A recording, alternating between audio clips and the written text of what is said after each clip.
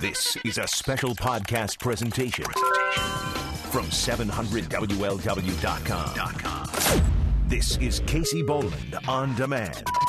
And Casey Boland steps into the arena. We've had this case here, Casey, where Chinese hackers spent the better part of a year really digging up information on just about anybody who worked for the federal government. Is that not the case? Yeah, they had administrator privileges, and we didn't know this, and they were into the networks of a federal agency, and you're right, they were getting valuable information about individuals. So if they can do it to well, I shouldn't say that. It's not like the government is on the top of their game as compared to all private businesses, but if they can get through those security systems, you have to wonder how safe your information is anywhere else.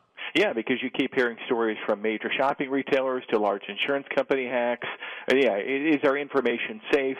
And the types of information that's being stolen is troubling. You hear about your secrets or your knowledge base authentication. That's being stolen. This is those secrets from information such as, what was your primary mortgage holder, or where have you lived 10 years ago? What was the name of your first pet, things of that nature, yes. Yeah.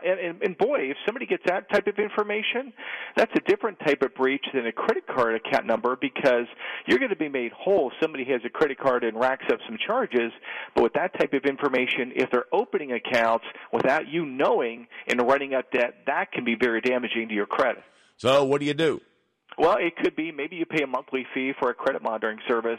There is an expense, but one nice part of those services is you get sent an email if there's been a credit inquiry, which means somebody's applying for credit, or if a new account is open, you can limit the damage if you know an unauthorized account's been established. And, I personally use a service like this, and if nothing else, it gives you peace of mind.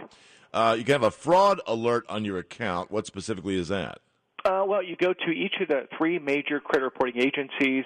A fraud alert will last for 90 days, and it requires potential creditors to use what the law refers to as a reasonable policy and procedure to verify your identity, but still there's no guarantee that they're not going to still let something go through. And you say, lastly, check and monitor your credit report for free. Where can I do that?